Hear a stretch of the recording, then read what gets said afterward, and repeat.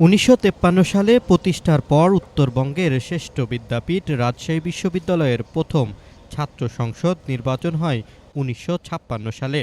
তবে ১৯৬২ সালে রাসু থেকে কেন্দ্রীয় ছাত্র সংসদ হিসেবে নামকরণের পর ১৪টি নির্বাচন অনুষ্ঠিত হয়েছে রাকসুতে। সবশেষ ১৯৯০ সালে রাকসুর ভিপি নির্বাচিত হন বর্তমান বিএনপি সিনিয়র যুগ্ম মহাসচিব রুহুল কবির রিজভী।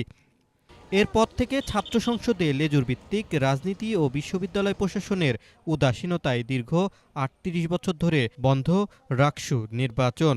সম্প্রতি জুলাই বিপ্লবের পর অধ্যাপক সালেহ হাসান নকিব বিশ্ববিদ্যালয়ের উপাচার্য হিসেবে দায়িত্ব নেওয়ার পর রাকসু নির্বাচনের পরিকল্পনার কথা জানিয়েছিলেন। তারই অংশ হিসেবে রাকসু নির্বাচনের তফসিল ঘোষণা করে রাজশাহী বিশ্ববিদ্যালয় প্রশাসন। তবে রাকসু নির্বাচনের জন্য কতখানি প্রস্তুত বিশ্ববিদ্যালয়ের ছাত্র সংগঠনগুলো? দীর্ঘ ৩৫ বছর পরে যে রাকসু নির্বাচন হচ্ছে সেখানে আমরা অংশগ্রহণ করব এবং আমরা এই যে রাকসু হচ্ছে সেটাকে স্বাগত জানাই। তবে আমাদের কিছু হচ্ছে যে শঙ্কার জায়গা আছে, সেই জায়গা থেকে আমরা হচ্ছে যে সেই জায়গাগুলো যাতে কেটে যায় সেজন্য আমাদের কিছু দাবি দেওয়া আছে। আমরা চেষ্টা করছি সাধারণ শিক্ষার্থীদের অ্যাকোমোডেট করে একটি গ্রহণযোগ্য সর্বজন সকলের কাছে পৌঁছানো, সকলের অংশীদারিত্ব নিশ্চিত করে একটি প্যানেল ঘোষণার। ইতিমধ্যেই আমরা ক্যাম্পাসের শিক্ষার্থীদের যারা প্রতিনিধিত্ব করেন, যারা অ্যাক্টিভিস্ট রয়েছেন, সকলের সাথে আমরা দফায় দফায় বৈঠক করার চেষ্টা করছি, শিক্ষার্থীদের সাথে আলোচনা করছি।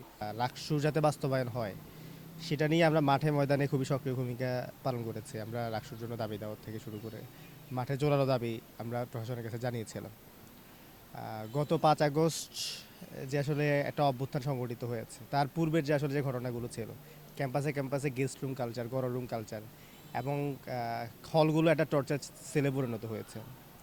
তো এই যে ছাত্র রাজনীতির যে ভয়াবহতা, সেটা থেকে বের হয়ে এসে একটা সুন্দর রাজনীতির যে বিকাশ, সেটা আসলে ৫ আগস্ট পরবর্তী সবার প্রত্যাশা ছিল এবং তারই অংশ হিসাবে সবার প্রত্যাশা ছিল যে ছাত্র সংসদ ভিত্তিক ছাত্র রাজনীতি চালু করা।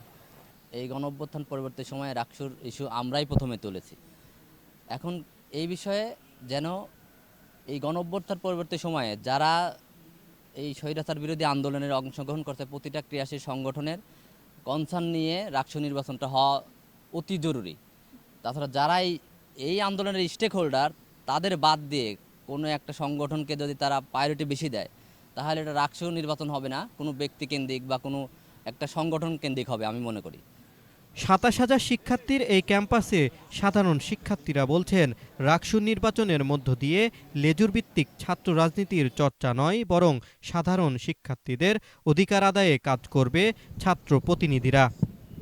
এর বাইরেও বিশ্ববিদ্যালয়ে আমরা দেখেছি অতীতে যে এখানে লেজুর ভিত্তিক ছাত্র রাজনীতির একটি ভয়াবহ আধিপত্য এখানে বিরাজ করে এবং ছাত্র রাজনৈতিক দলগুলো বিভিন্ন সময় দখলদারিত্ব সহ বিভিন্নভাবে সাধারণ শিক্ষার্থীদের বিপক্ষে অবস্থান নেয় আর কি। তো আমি মনে করছি যদি ছাত্র সংসদ চালু হয়, শিক্ষার্থীরা ভোটের মাধ্যমে তাদের নেতৃত্ব বাছাই করে, তার মধ্য দিয়ে কোনো রাজনৈতিক দল শিক্ষার্থীদের উপরে নির্যাতন, সিট বাণিজ্য, দখলদারিত্ব, চাঁদাবাজির মতো অপরাধগুলো এই ক্যাম্পাসে হবে না। যেহেতু রাকসু হচ্ছে শিক্ষার্থীদের অধিকার আদায়ের প্ল্যাটফর্ম, সো শিক্ষার্থীদের যে সংকটগুলো রয়েছে, যেমন আপনি জানেন যে আমাদের হচ্ছে দীর্ঘ ৭২ বছর হয়ে গেল এখন আবাসিকতার কোনো হচ্ছে পূর্ণাঙ্গ রোডম্যাপ দিতে পারেনি, আমাদের খাদ্যের কোনো ভর্তুকি নাই, আমরা যথাযথভাবে চিকিৎসা মেডিকেল সেন্টার থাকলেও সেই চিকিৎসাগুলো পাচ্ছি না। তো যারা এই ছাত্র সংসদের মাধ্যমে আগামী দিনে উঠে আসবে, তাদের প্রতি শিক্ষার্থীদের এটাই চাওয়া থাকবে যে এই যে শিক্ষার্থীদের যে সংকটগুলো, সেই সংকটগুলো নিরসনের জন্য তারা কাজ করবে এবং রাজশাহী বিশ্ববিদ্যালয়কে আরও গবেষণা কেন্দ্রিক এবং এর শিক্ষার মান বৃদ্ধিতে সর্বাধিক হচ্ছে চেষ্টা করবে। নারীদের যে অধিকার নিশ্চিত করার জন্য এখানে একটা নারী প্রয়োজন।